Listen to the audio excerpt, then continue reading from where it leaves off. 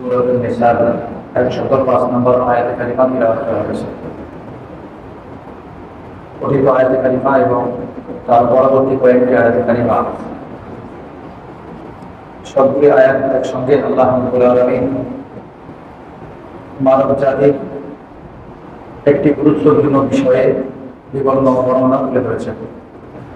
সে বিষয়টি হল আল্লাহ রাব্বুল আলামিন যুগে যুগে নবী রাসূল পাঠিয়েছেন, তৎপরবর্তী বিশেষ বিশেষ নবীদের কাছে আল্লাহ পাকের পক্ষ থেকে কিতাবও পাঠিয়েছেন।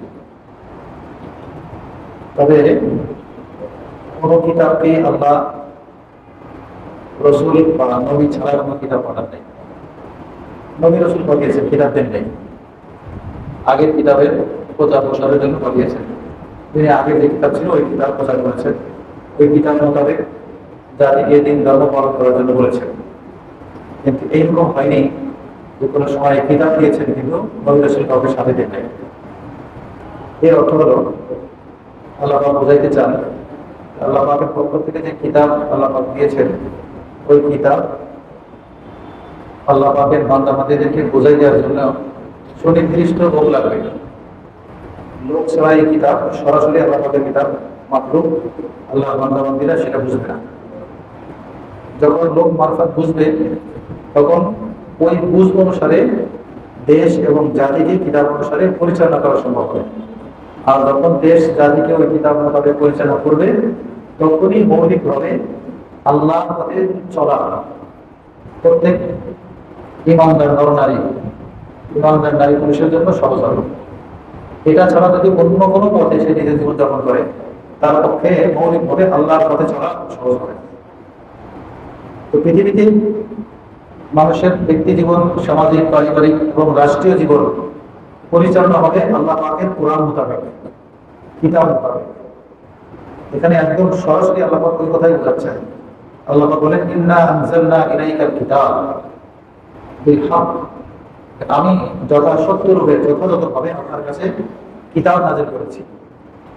এই কিতাব শুধু এই জন্য নয় যে এটাকে দিয়ে বিপদে পড়েছে, কেউ ভয় পেয়েছে, এটাকে তিলাওয়াত করে পড়ে ফু দিয়ে দেবে, শুধু ফু দেওয়ার জন্য বা এরকম নয় যে কিতাবের কিছু আয়াতে কারিমা লিখে দিলাম তাবিজ বানায় গলায় ব্যবহার করে আর ভয়ভীতি লাগবে না, দুশমন থেকে বেঁচে যাবে।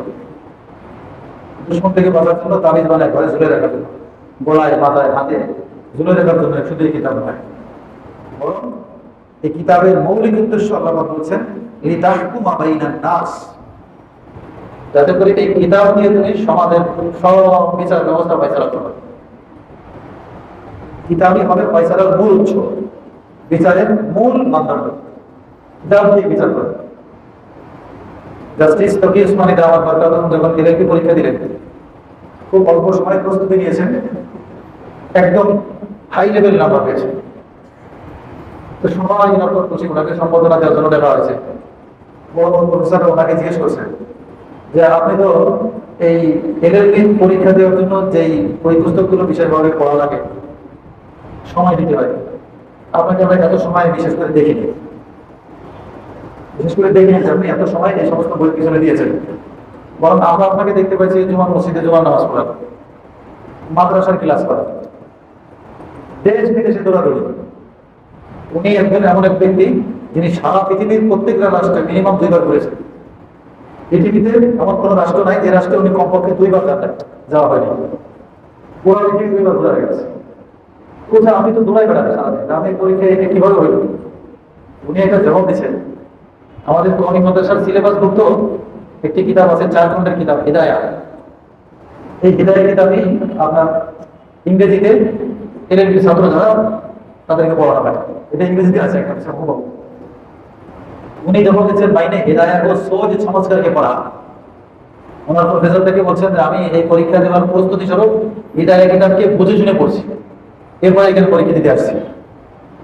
আপনাদের লিখিত ইংরেজি কিতাব অত পড়ার সময় হয়নি আমার, কিন্তু আমি আমাদের কওমি মাদ্রাসার একটা শিক্ষা সিলেবাসের একটা কিতাব হিদায়া 4 খণ্ডের কিতাব, হিদায়া কিতাবকে বুঝে শুনে সহজ সমাজ করকে পড়া মানে বুঝে শুনে এটা পড়িয়ে তারপরে পরীক্ষা হলে আসছি, এরপরে পরীক্ষা দিতে আসছি। তো এইভাবে কোরআন যারা বুঝবেন, আল্লাহ রাব্বুল আলামিন পরের অংশে আল্লাহ পাক বলছেন বিমা আরাকাল্লাহ, আপনি যে কোরআন দিয়ে ফয়সালা করবেন কিভাবে? আল্লাহ আপনাকে কোরআনের যেই বিদ্যা শিখাইছে, যেই বুঝ কোরআনের আল্লাহ আপনাকে দিয়েছে, ওই বুঝ মোতাবেক দুনিয়ার সব ফয়সালা বিচার কার্য আপনি কোরআন দিয়ে করবেন। হ্যাঁ, কোরআন দিয়ে নামাজ পড়বে এটা ঠিক, কোরআন তিলাওয়াত করার জন্য এসেছে এটা ঠিক, কোরআন দিয়ে হিদায়াতের পথ দেখাবে এটা ঠিক, দাওয়াত দেবে সব ঠিক। কোরআনের আয়াত পড়ে পড়ে মানুষকে দিনের দিকে কি করবে? দাওয়াত দিবে, ঠিক কথা। কোরআন পড়ে নামাজ পড়বে এটা ঠিক, কোরআন তিলাওয়াত করবে এটা ঠিক, কিন্তু কোরআন আজ সারা পৃথিবীর মানুষের কাছে জ্বালা এবং যন্ত্রণার কারণে এটা, এবং বিপদের কারণে এটা। যদি বলেন যে কোরআন দিয়ে রাষ্ট্র চালাইতে হবে, কোরআন দিয়ে সমাজ চালাইতে হবে, বিচার ব্যবস্থা সব কোরআনে চালাতে হবে, তাহলেই বিপদ, তাহলেই বিপদ। এই জন্য এই জায়গাতেই হয়তো এই মজলিসে হয়তো আমি একাধিকবার বলেছি যে আপনি একজন সামনে কমিশনার নির্বাচন করতে যান, বিভিন্ন ধরনের নির্বাচন পূর্ব প্রতিশ্রুতি দেয় না, এটা করবে নির্বাচনে, ওইটা করবে, ওইটা করবে, সেটা করবে। যদি এখানে যদি কেউ বলে, কোনো একজন পদপ্রার্থী বলে যে আমি একটা কাজ করবো, যে আমাকে যদি আপনারা বিজয় করেন তাহলে আপনাদেরকে শরিয়ত মোতাবেক চালানোর চেষ্টা করবো, কতজনে ভোট দিবে?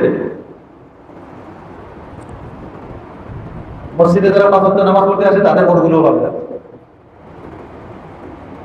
মসজিদে যারা ৫ ওয়াক্ত নামাজ পড়তে আসে তাদের ভোটগুলো হইলেও পাবে না, যদি বলে যে আমাদের সবাই শরিয়ত মোতাবেক চালাবে, আমাদের নির্বাচিত করবে। আমরা উপর দিয়ে তো খুব ভালোবাসি, জান্নাতে আগে যেতে চাই, নবীর প্রেমিক, আল্লাহ প্রেমিক, ইমানদার, মুসলমান, গরু খাওয়ার আগে, সব কিছুর আগে, কিন্তু কোরআন মানতে রাজি না। এখানে আল্লাহ পাক যে মেসেজ দিচ্ছেন, ইন্না আনজালনা ইলাইকাল কিতাব বিল হক, হে রাসূল আমি আপনার কাছে যথাসত্য রূপে এই কিতাবটি নাযিল করেছি। কেন, কি করবেন? লিতাহকুমা বাইনান নাস, যাতে মানুষের মধ্যে আপনি এই কিতাব দিয়ে ফয়সালা করেন। বিমা আতা আল্লাহ, আল্লাহ তাআলা এই কোরআনের যে বুদ্ধি, যে ইলম, যে শিক্ষা আপনাকে দিয়েছেন, ওই শিক্ষা অনুপাতে এই কোরআন দিয়ে আপনি মানুষের মধ্যে ফয়সালা করবেন, বিচার কার্য সম্পন্ন করবেন।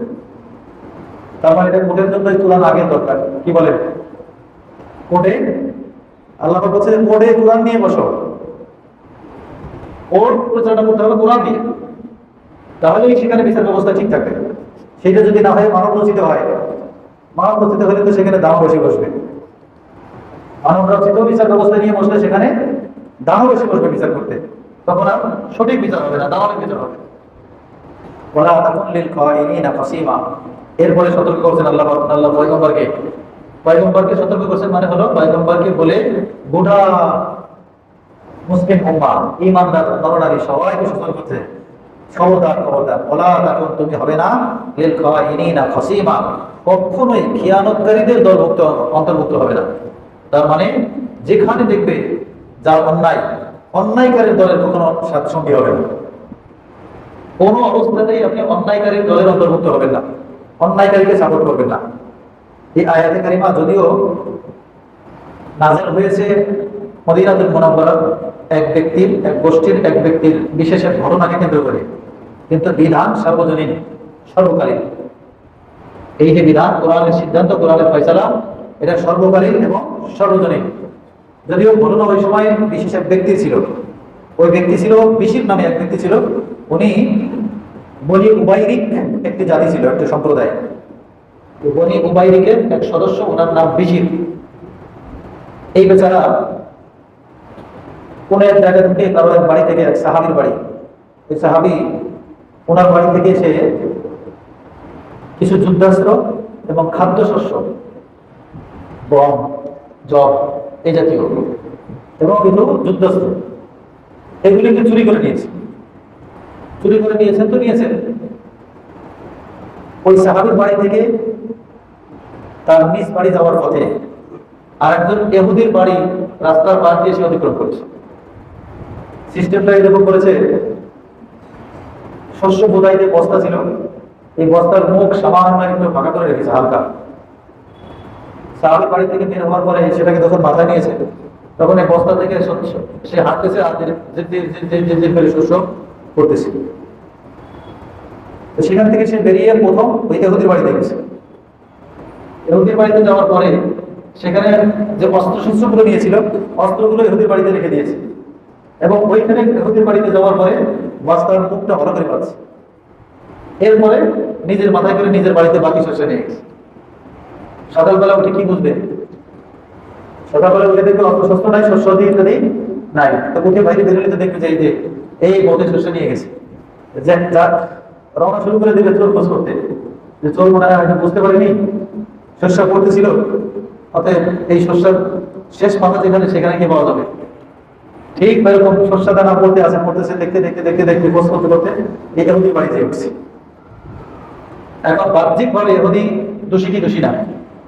বাহ্যিক ভাবে সামাজিক কর্মযোগে ইহুদি দোষী। রাত্রে শস্য হারিয়েছে অমুক বাড়ি থেকে, সেখান থেকে শস্যের লাইন গড়গড় করে পড়ে আছে, এবং সেই বাড়িতে সকালবেলা গিয়ে অস্ত্র শস্যগুলো পাওয়া গেছে, অস্ত্রগুলো পাওয়া গেছে।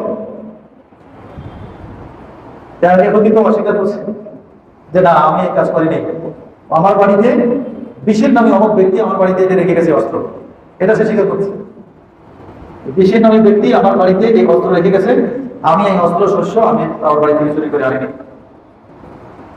এখন বিশিরের বংশের লোক যারা, তারা বিশিরের পক্ষ নিয়েছে, না বিশির এই কাজ করতে পারেনি, করেনি।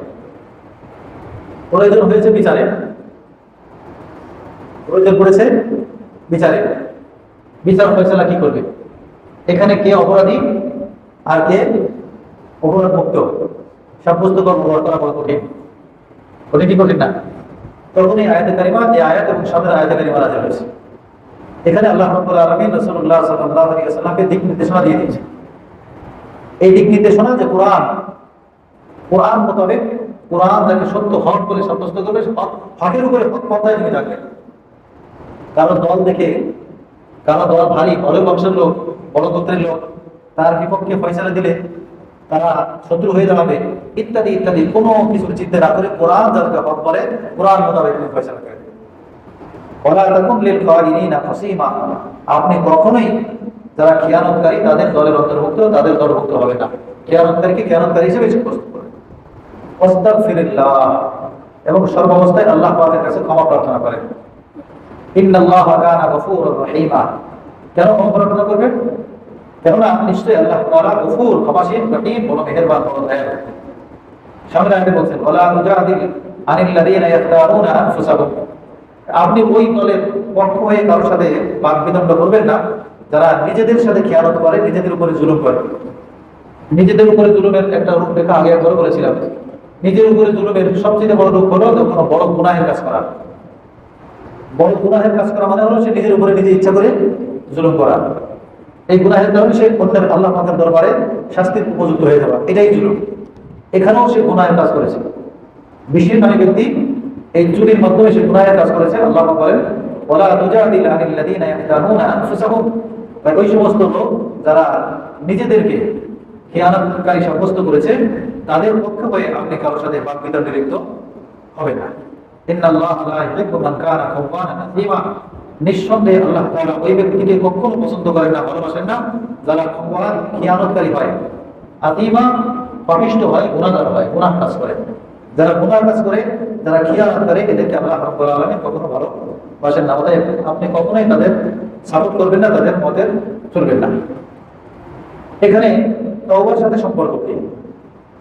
দেখেন কোরআন কারীমের আয়াত বাহ্যিকভাবে যখন কারো বিজয় হয় তখন তার বিধান হলো আল্লাহ পাকের বিধানের সামনে নিজেকে নত করা।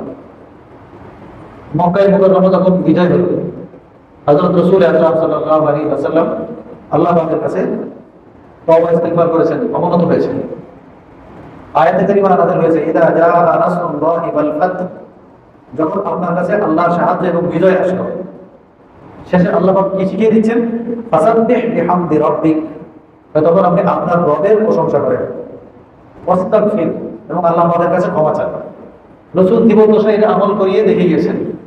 বিজয় আসলে অতি উল্লাসিত হয়ে সীমালঙ্ঘন করতে হয় না, বরং আল্লাহ পাকের কাছে আত্মসমর্পণ করতে হয়, আল্লাহ পাকের কাছে ক্ষমা চাইতে হয়, আল্লাহর কাছে নিজেকে ছোট করতে হয়।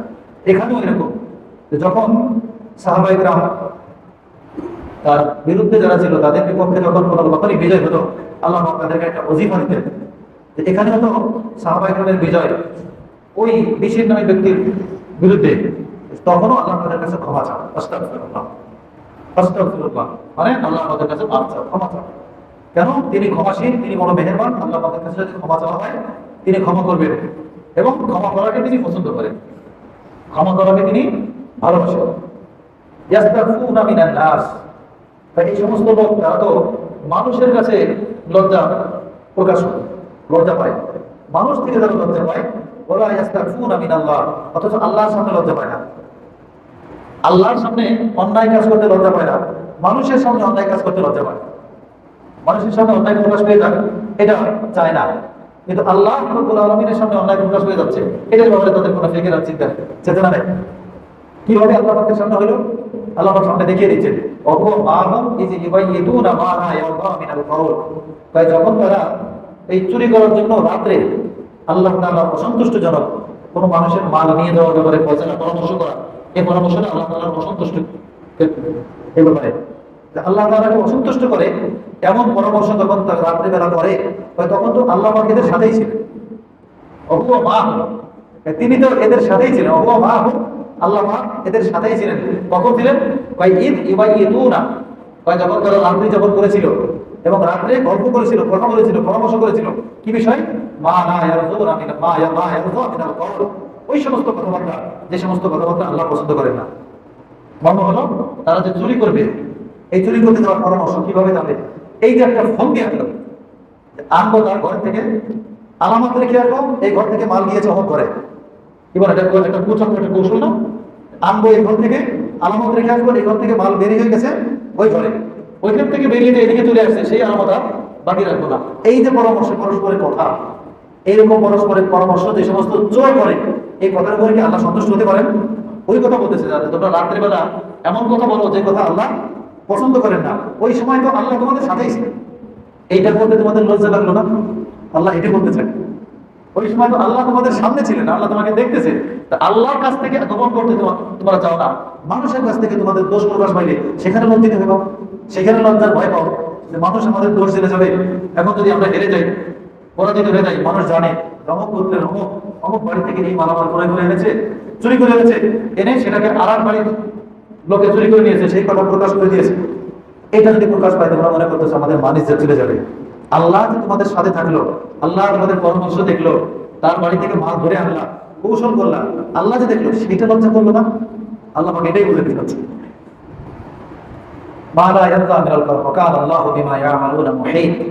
সামনে আরো পরিষ্কার করে বলছেন যে আল্লাহ তাআলা বিমা ইয়ামালুন, তারা যা কিছু করে, এই চুরির কাজ, এই পরামর্শ, এই যে ধোঁকাবাজি করা, এই বাড়ি থেকে আলামত রেখে দেবো, চুরি হয়ে বাড়িতে গিয়েছে, এই যে যা কিছু তারা করলো, মুহীত, আল্লাহ তাআলা তো সব কিছু এলেন, কিছু পরিবেশন করে রাখেন। তার মানে তিনি সব কিছু জানেন, এগুলো তিনি তার আয়াত্তের মধ্যেই আছে। আমার আপনার ঘরের ভিতরে যদি কেউ এই সমস্ত কাজ করে, তো ঘর বাইরে দেখতে পায় না, বোঝে না? আল্লাহ আকবার বলতে চান যে তোমরা এই জমিনে ছড়াই ছিটে, যদিও একজন বাংলাদেশি একজন আমেরিকান, কিন্তু সব আমার কাছে এক প্লেটের মতো, আল্লাহ পাকের কাছে এক প্লেটের মতো। এক খাবার প্লেটে থাকলে এই পাশে কাঁচামরিচ, ওই পাশে মাছ, ওই পাশে ভর্তা, এই পাশে ডাল, ওই পাশে ভাত, কোথায় কি রাখা আছে। একজন মানুষ খাবার খেতে বসলে যদি দৃষ্টি শক্তি থাকে, দেখে কি দেখে না? আল্লাহ পাকের সামনে সারা পৃথিবী এরকম, এমনকি মাটির গহ্বরে, সমুদ্রের তলদেশেও যা আছে সেটাও আল্লাহ পাকের চোখের আড়াল না। আল্লাহ পাক বলছেন তোমরা যে সমস্ত কর্ম করছো, এই সবগুলো তো আমার এলেমের ভিতরে, এরকম না যে আমার এলিমের পরিধির বাইরে আমি সে সম্পর্কে জানবো না। অতএব তোমরা যেখান থেকে যেটা করছো সেটা তো আমি সম্মুখ অবগত, আমার সামনেই করছো। তো মানুষের সামনে দোষ প্রকাশ পাওয়াটাকে লজ্জা বলছো, আমার সামনে তুমি দোষ করাটাকে লজ্জা পাও না? এটা কি পাওয়া উচিত না? মানুষের থেকে কি আমার মর্যাদা আরো শত শত কোটি কোটি গুণ বেশি না? আল্লাহ আমাকে এটাই বুঝাইতে চাচ্ছে। দুনিয়া, এইখানে তো বিশির নামে ব্যক্তি চুরি করেছে, তাকে বাঁচানোর জন্য তোমরা এদের পক্ষ হয়ে তর্ক বিতর্ক করছো, বাদ বিতণ্ডা করছো।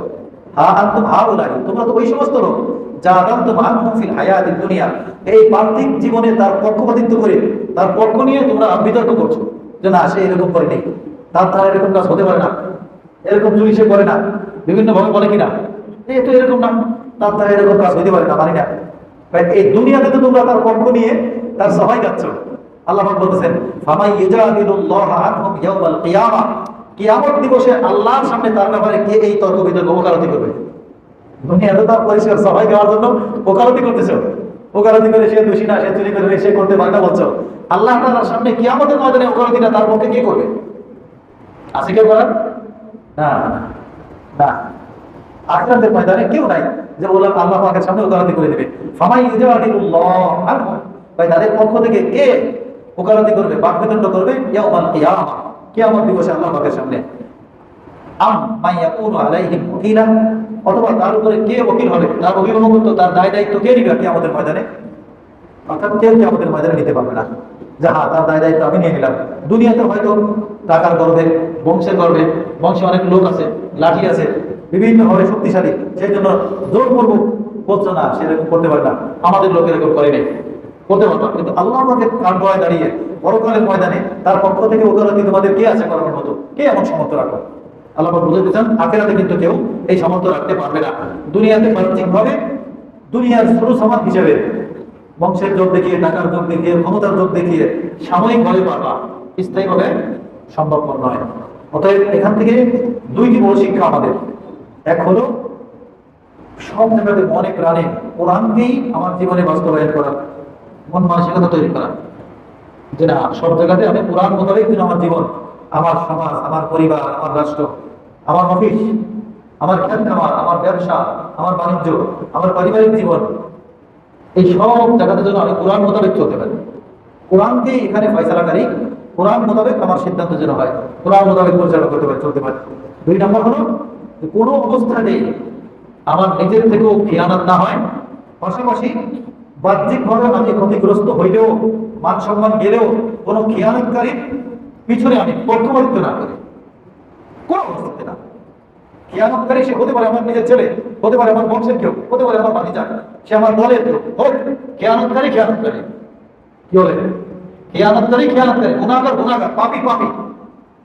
তাকে তার পক্ষ নিয়ে আড়াল করে দেওয়ার মতো সুযোগ নাই। কেন নাই? এখন যে আমি আড়াল করে দিব, তার পক্ষ নিব, আল্লাহ পাক বুঝাই দিতেন হাসরের ময়দানে কে নেবে। এটার জন্য দেশে হাসরের ময়দানে ধরা হবে, পাকড়াই করা হবে, তাকে হিসাব নেওয়া হবে, জবাবদিহিতা শিখতে হবে। সেই সময় কি তুমি পারবে এই সামর্থ্য রাখো যে আল্লাহ পাকের সামনে দাঁড়িয়ে তুমি তার পক্ষপাতিত্ব করে তাকে তুমি জিতিয়ে নিয়ে আসবে?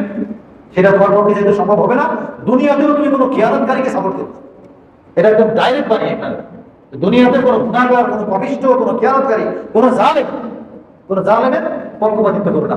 জালেমকে জালেম অবস্থায় রাখো, জালেম অবস্থায় প্রকাশ করে দাও। আল্লাহ রাব্বুল আলামিন আমাদেরকে বুঝবার আমল করার তৌফিক দান করেন।